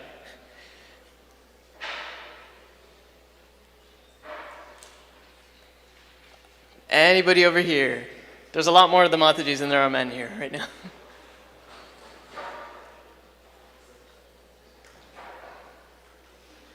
Somebody who hasn't shared before. Yeah, okay. Premitarangani Mataji.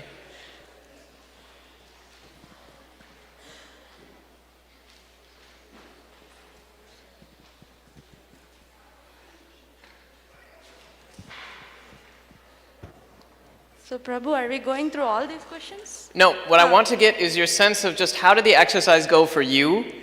What are your reactions from it? Okay. Wow. I'm not looking for how did you answer them. Yeah. Because that's this level. I'm trying to go one level deeper. Okay, so this was, I think it was a nice, the series of questions were nice to just introspect and also like understand each other in a way, because most of the time we don't enter into deeper conversations. We are just like share your realizations, yeah, Krishna is so great, but then I don't know what I am. So it's like, kind of helps. So that was the experience. I don't know, Mati Gopi Mataji. That's fine. It's the same thing. It's the same thing. It's the same thing. Okay, one more group. Any group.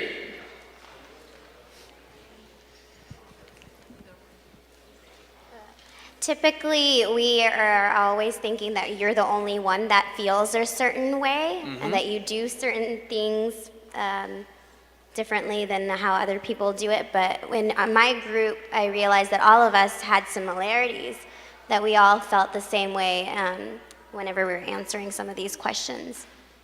Sure, and that's kind of an important thing. As we keep understanding each other and realizing that there are similarities, it's good to get to that level of intimacy with each other, just in terms of relationships. As we're building relationships, if we can get to that level of depth, beyond just the Hare Krishna, how are you? Oh, I'm doing well, that's great, and that's it. That isn't really a very deep relationship. It's the sense of starting to become vulnerable. These are actually quite intimate questions. This is not something I would just like go out on the street and just start yelling at people. These are questions that are like, they're deep, especially if you answer them honestly. Because raise your hands if you gave a canned answer like you already knew what you were going to say before you even really talked about it. I know at least one. No, you don't need to, don't feel embarrassed. Sure.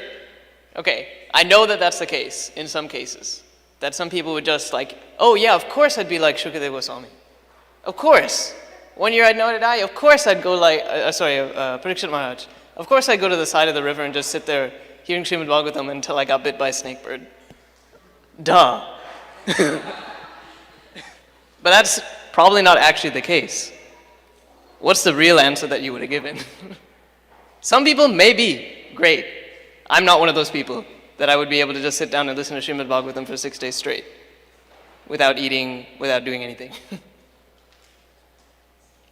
Okay, so I want to move into just how does this all link together in these last few minutes. So, how many of you guys can talk to me about the levels of faith that are explained in the Chaitanya Charitamrita? Who can kind of give me a quick summary of them? Hint, it starts with Adao Shraddha.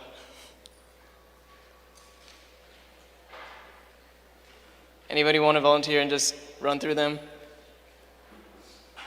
Okay, Sri Rupa, thank you. Yeah. You want me to say all 9 stages? In English is fine. Okay, I hope I remember them. Okay, it starts with a preliminary faith. Yep. And then association with devotees, and then devotional, like practicing devotional service, and then the biggest stage, Anartha Nivritti, and then Nishta, the fixed, I think. Steadiness, yeah. Steadiness, then Ruchi, I think. Taste, Ruchi, taste comes next, and then Bhava, Prema, and something else in between, I think, right? There's a Sakti as well, which is... Sakti, there we go. Okay, so it's a progression. For those of you who don't understand or have never heard this before, it's a progression from beginning levels of faith, of understanding just this preliminary understanding of, hey, this kind of sounds good, all the way through to actual feelings and rasa and these really high levels of stuff. So, I want to talk to you about this last page. If you flip over your paper, there is 2 verses right there. Can I have someone from the guy's side read the first verse by Prahlad Maharaj, and then between you ladies figure out somebody, one person to also read the last verse of Shikshashtakam, verse and translation. Someone from this side. Prahlad Maharaj's verse.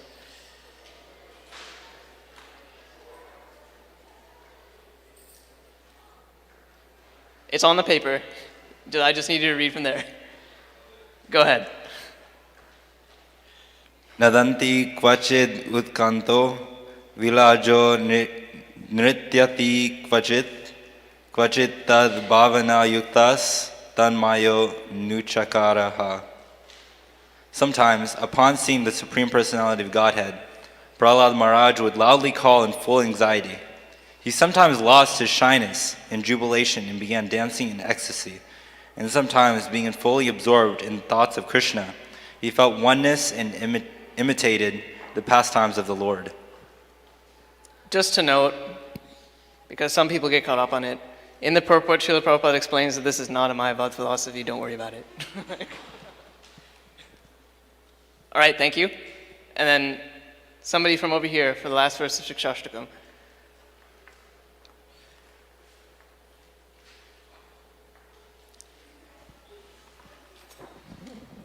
Oh, okay.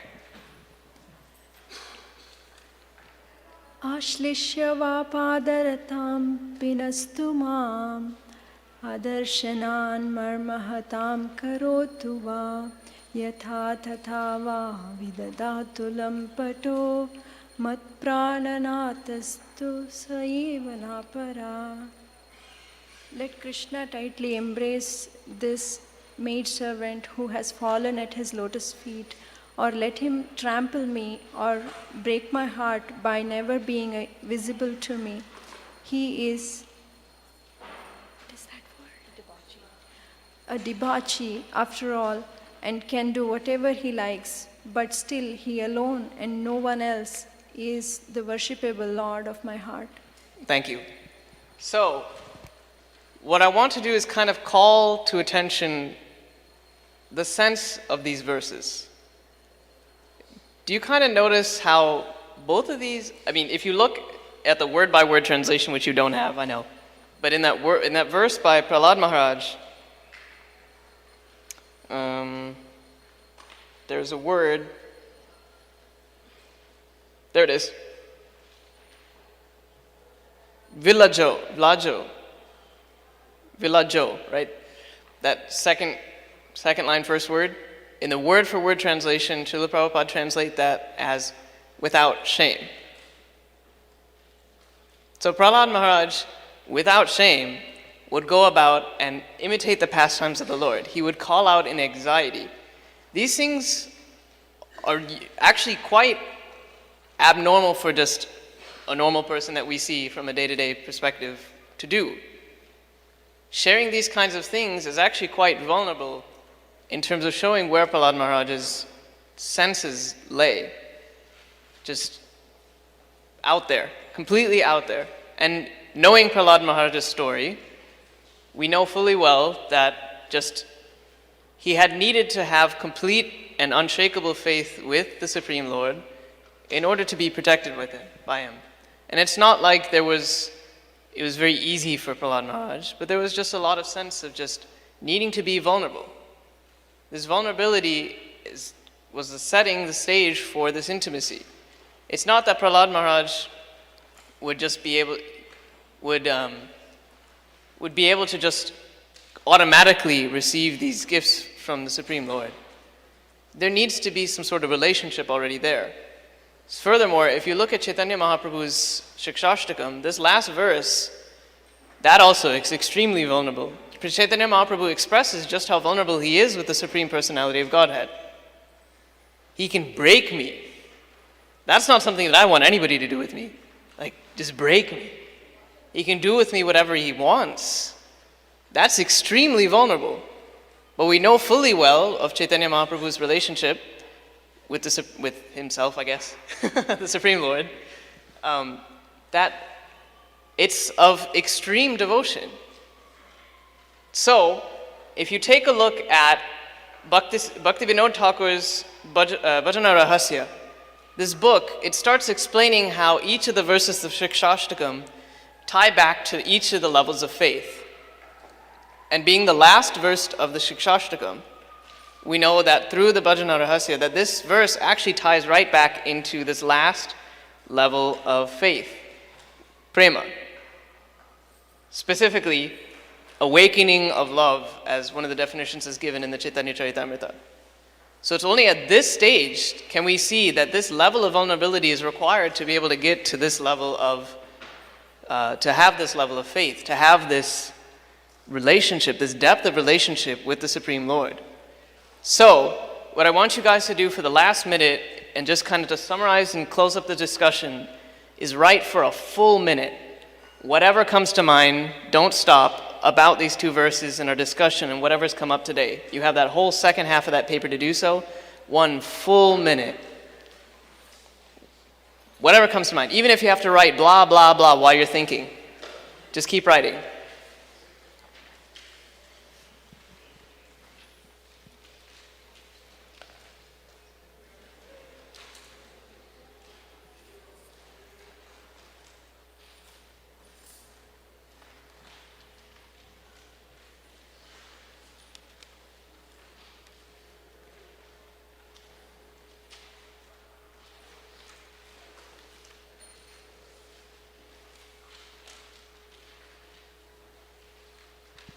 If you're feeling stuck, just start writing something.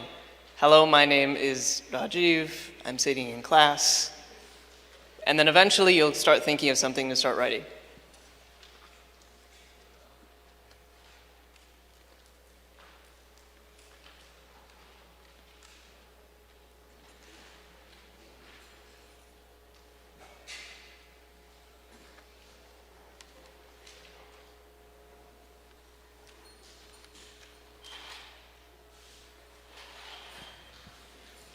Shri Kishore Kishore ki jai.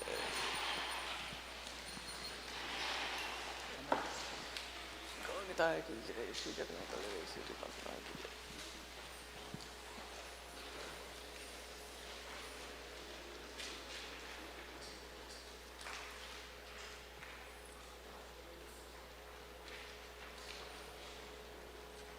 Another 25 seconds or so.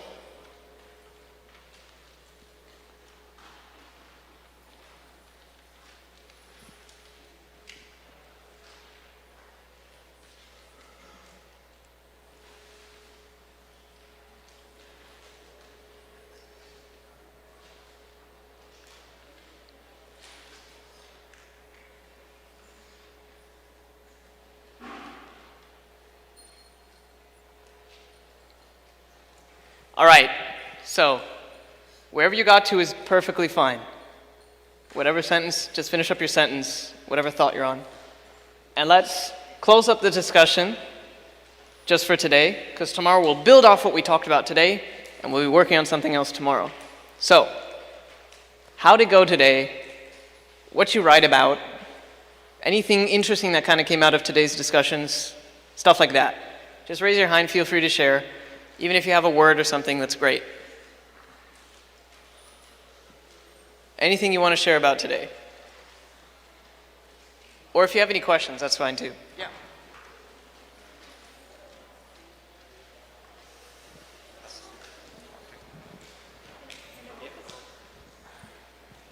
I have a question and then I'll pass on. In the very beginning you said, what is shame? And that translates to I am bad. I did not actually make that connection and I still don't. If you can explain it later also, it's fine. Sure. So the idea of this sense of shame, it's this idea that it's equivalating, it's just a definition. It's a sense, this idea of shame and constantly feeling it is the idea that we are bad, is that feeling. It's just one way to explain what that feeling is like. That's what I'm trying to explain. Okay. Thank you.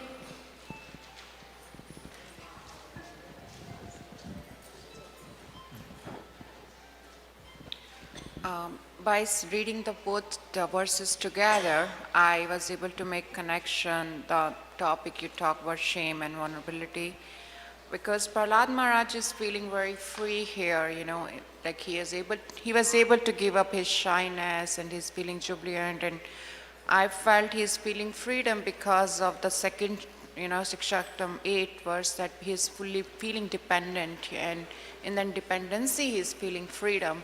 So that's what I felt. That's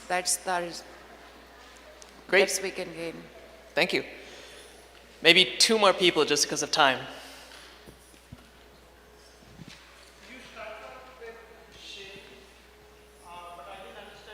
Transition to vulnerability. So this idea, one is more of just a definition type thing, and understanding that we need to keep paying attention to ourselves.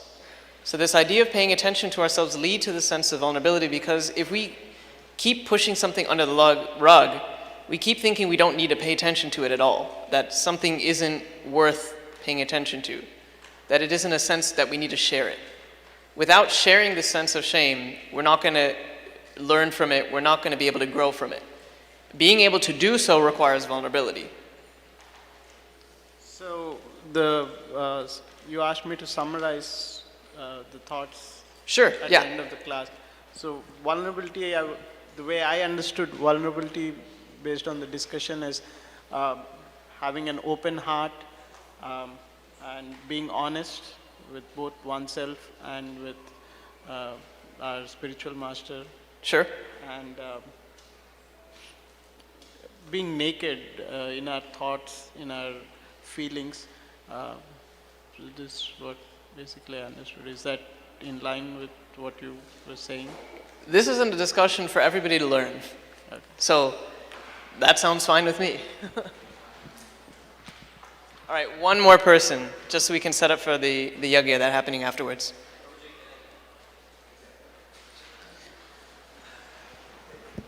Thank you, Raji Prabhu. I've really felt very happy, but basically what I think is, opening our hearts, especially when, Chaitanya Mahaprabhu and his Sankirtan party goes to the street, they doesn't care who is looking at me. They are basically just dancing, people say, are you crazy dancing in the street? Correct? So in that way, we should be opening our hearts for service of Krishna, doesn't matter, whatever you are. So that's what I totally got it from this. Doesn't matter whether, pure devotee syndrome, of course, it's always there, but it will open your heart, saying what you are, and get out of all those pure devotee syndrome, and do a real service to Krishna in a honest way. Sure, Okay. and the real point of that is, it takes a lot of work to get there, to get to the point where you can just walk out in the street and just start dancing. I mean, it may not be actually walking out in the street and dancing, but whatever that may be in your life. All right, thank you all very, very much for participating in today's discussion. If you can hand back the pens or keep them for tomorrow, we'll be going through the next step of this as we go even further into this discussion.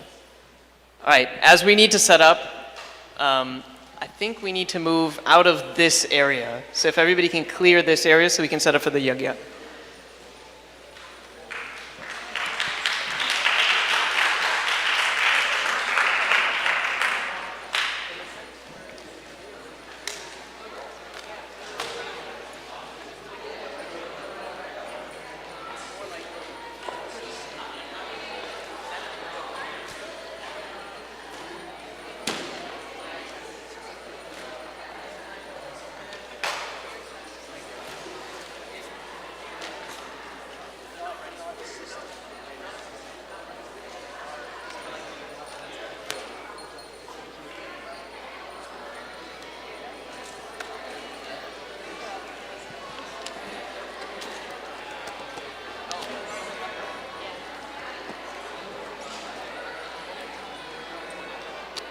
Sure.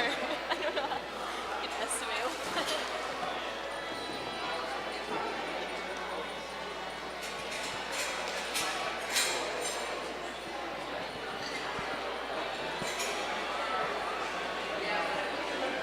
Sorry? Other mics. Singer right now is fine. During the yagya, they'll be different. Yeah. We'll set that up later.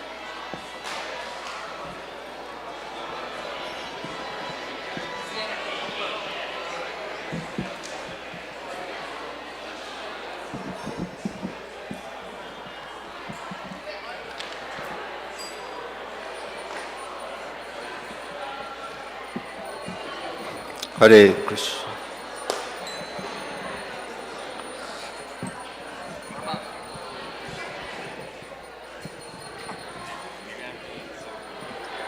Hare Krishna.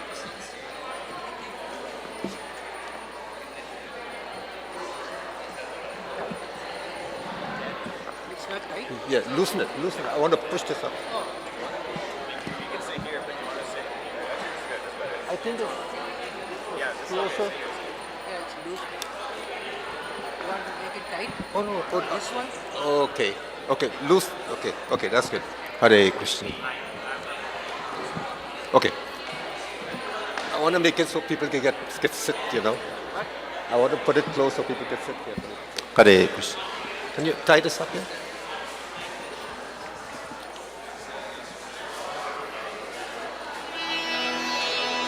Namo Vishnupadaya Krishna Presaya Bhutale Srimate Bhaktivedanta Swami Tinamine Namah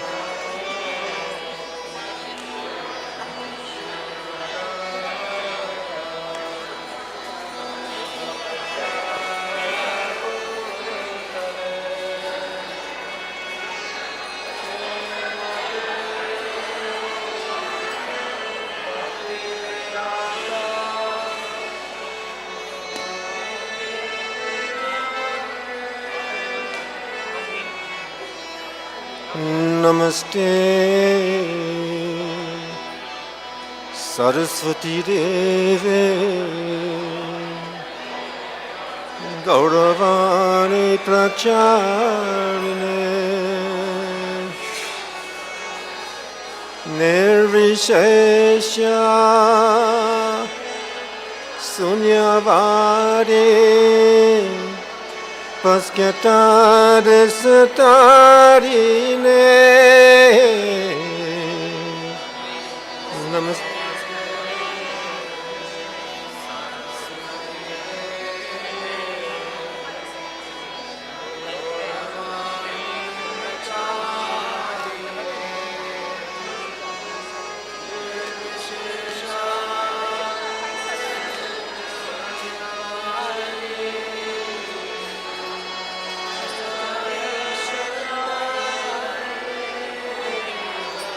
Jaya Sri Krishna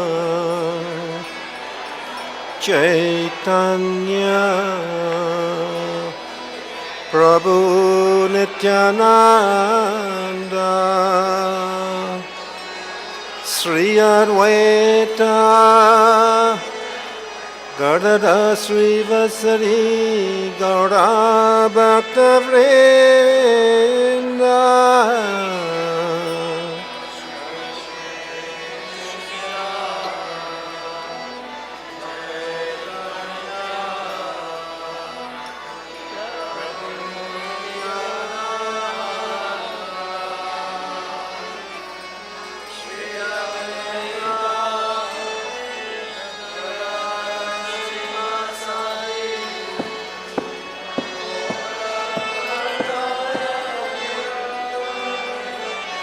Jaya Sri Krishna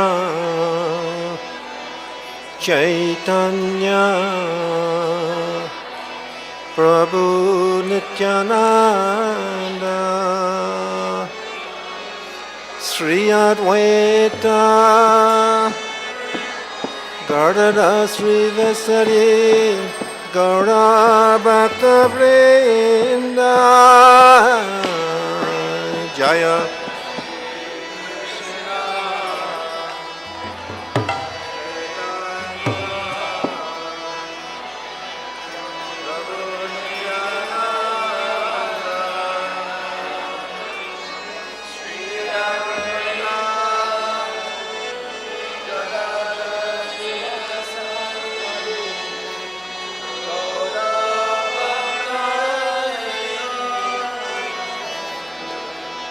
Rama Raghava, Rama Raghava, Rama Raghava Rakshama, Krishna Keshava, Krishna Keshava, Krishna Keshava Pahi Ma.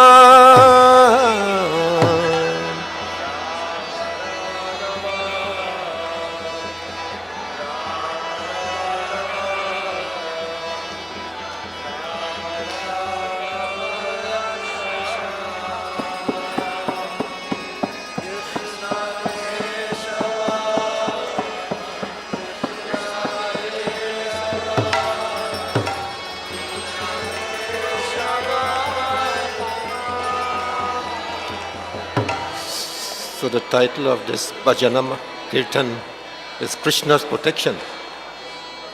It's also goes to the chanting of the holy name. It goes down to depth, Krishna's protection. Krishna, Krishna, Krishna, Krishna, Krishna, Krishna, Krishna, Hey Krishna.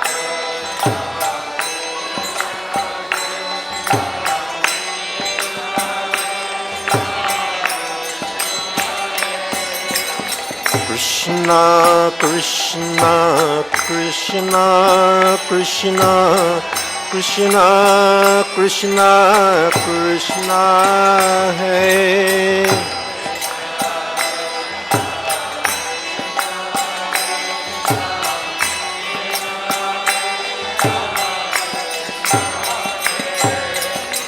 Krishna, Krishna, Krishna, Krishna, Krishna, Krishna, Rakshama.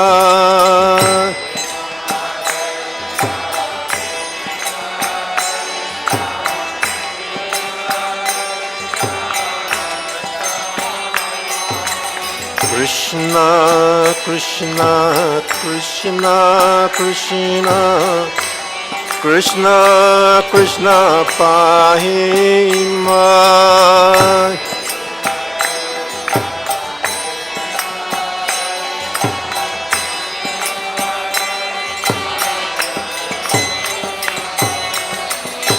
Rama Raghava, Rama Raghava, Rama Raghava, Rakshama.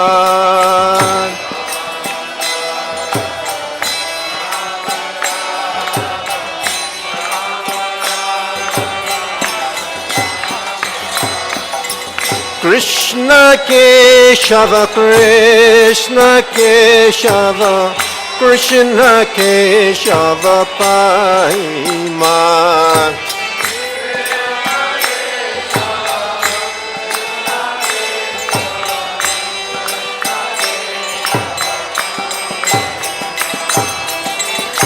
Krishna Keshava, Krishna Keshava, Krishna Keshava Pahi Ma.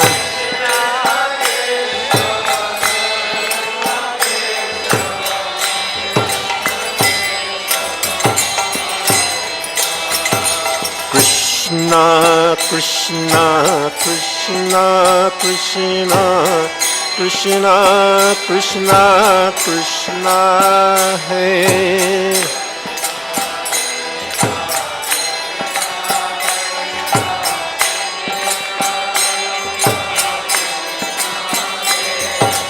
Krishna, Krishna, Krishna, Krishna, Krishna, Krishna, Krishna, Hey.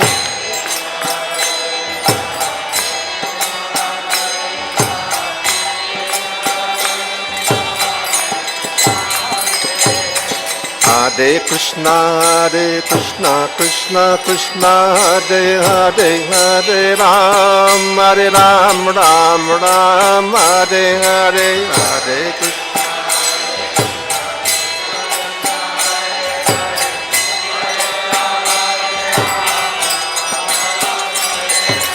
Hare Krishna, Krishna Krishna, Hare Hare, Hare Rama, Rama Rama, Hare Hare.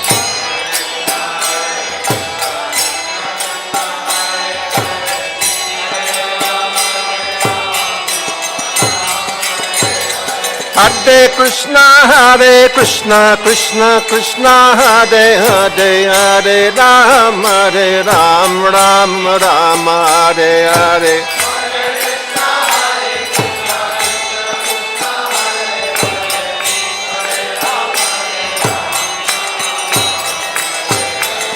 Hare Krishna, Krishna Krishna, Hare Hare, Hare Rama, Rama, Hare Hare.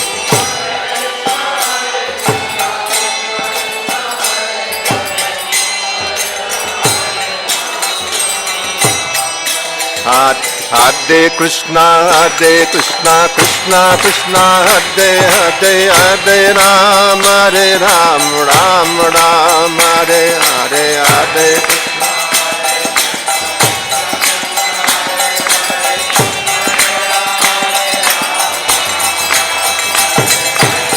Hare Krishna, Krishna Krishna, Hare Hare, Hare Rama, Rama, Hare Hare, Hare Krishna.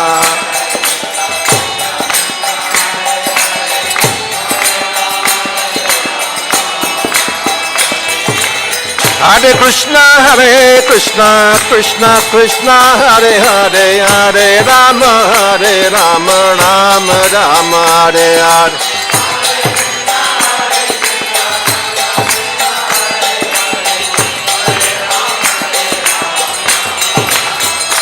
Hare Krishna, Krishna Krishna, Hare Hare, Hare Rama, Rama, Hare Hare, Hare Krishna.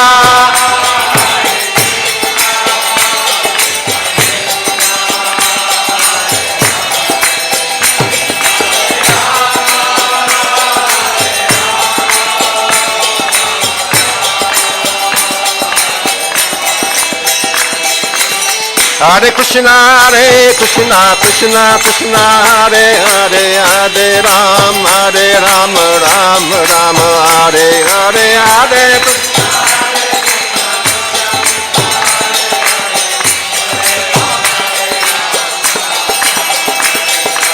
Hare Krishna, Krishna Krishna, Hare Hare, Hare Rama, Rama, Hare Hare, Hare Krishna,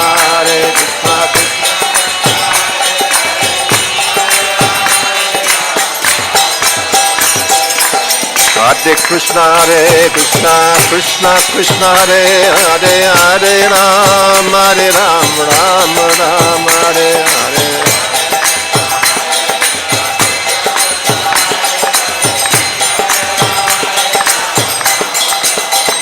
Hare Krishna, Krishna Krishna, Hare Hare, Hare Rama, Rama, Hare Hare, Hare Krishna.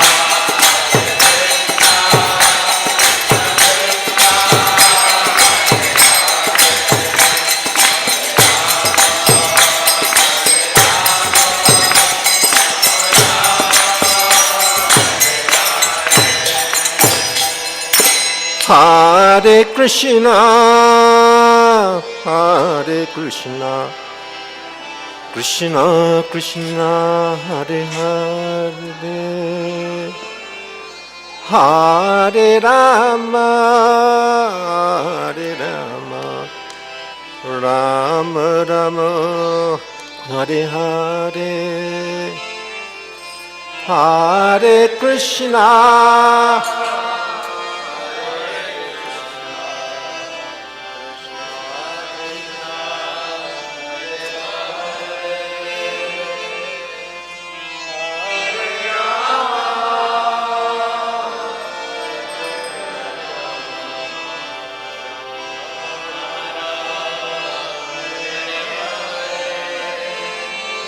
Hare Krishna, Krishna Krishna, Hare Hare, Hare Rama, Rama Rama, Hare Hare, Hare Krishna, Krishna Krishna, Hare.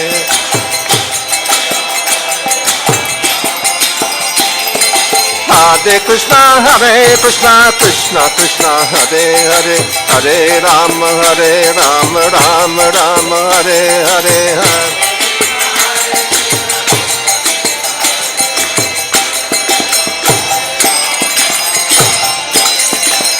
Hare Krishna, Krishna Krishna, Hare Hare, Hare Rama, Rama Hare Hare, Hare.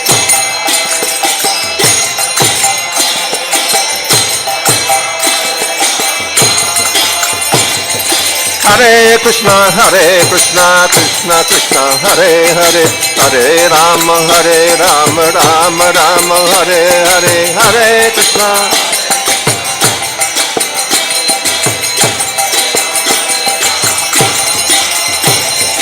Hare Krishna, Krishna Krishna, Hare Hare, Hare Rama, Rama Hare Hare, Hare Krishna, Krishna Krishna, Hare Hare,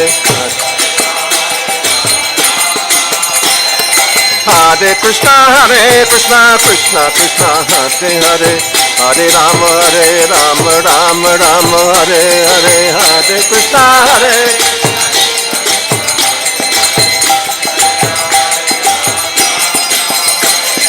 Hare Krishna, Krishna Krishna, Hare Hare, Hare Rama,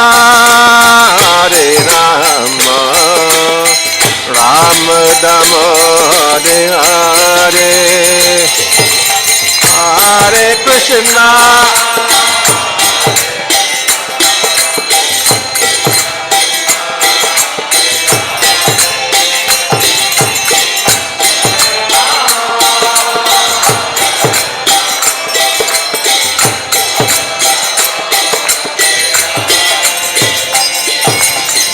Hare Krishna, Krishna Krishna, Hare Hare, Hare Rama, Rama Hare Hare, Hare Krishna.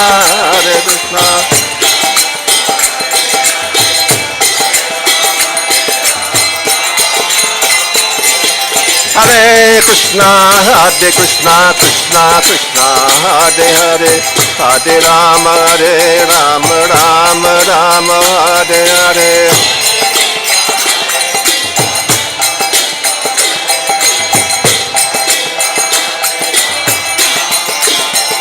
Hare Krishna, Krishna Krishna, Hare Hare, Hare Rama, Rama.